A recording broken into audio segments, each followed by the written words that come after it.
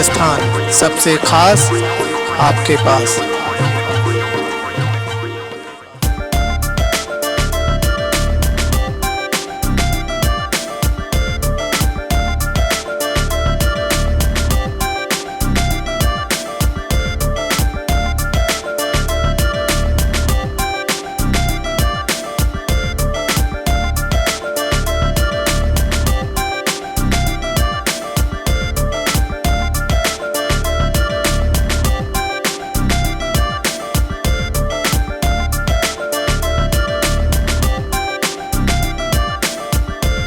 देश के उच्च सदन राज्यसभा में राजस्थान की 3 सीटों के चुनाव 19 जून 2020 को होने हैं। इसकी राजनीतिक सरगर्मियां तेज हो गई हैं।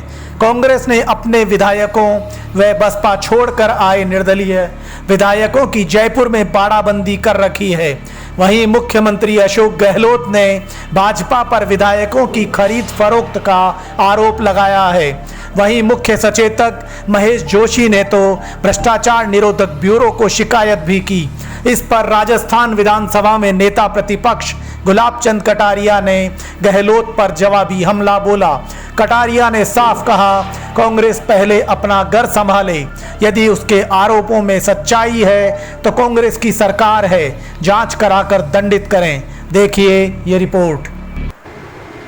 राज्यसभा के चुनाव को लेकर राजस्थान के मुख्यमंत्री ने, सरकार के मंत्रियों ने और महेश जोशी ने बड़े संगीन आरोप लगाए कि पैसे के लेन देन का आरोप लगाए और सरकारी मुख्य सचेतक ने एक अपनी तरफ से रिपोर्ट भी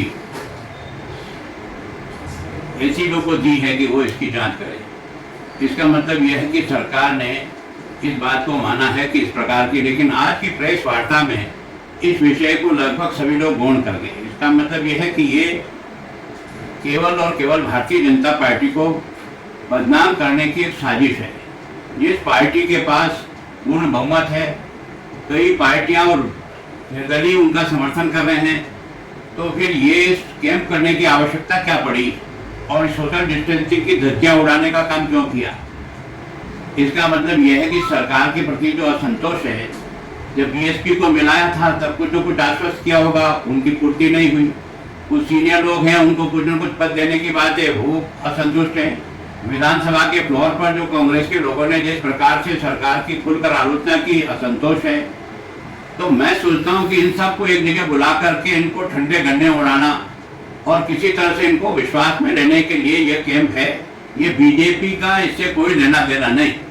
और जो आरोप लगाया है, मैंने कल भी कहा था, अगर आरोप है तो आप सरकार चला रहे हो यार, कम से कम जांच करो, दोषी को दंड दो।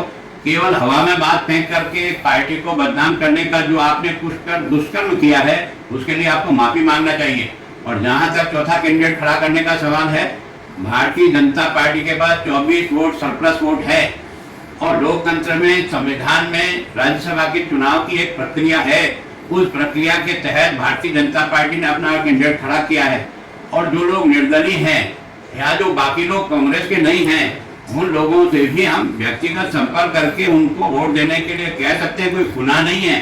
लेकिन इसको एक वातावरण बना करके अपने असंतोष को एक जगह इकट्ठा करने का जो काम किया है, वो वास्तव में पहले अपना घर संभाल ले। दूसरों की तरफ से इस प्रकार के हल्के फुल्के आरोप लगाने बंद करें और अगर सच्चाई है तो जांच करके। दोस्तों, आप हमारे चैनल में नए हैं तो सबसे पहले सब्सक्राइब करें, बेल आइकन दबाना न भूलें ताकि आपको रेगुलर नोटिफिकेशन मिलते रहें।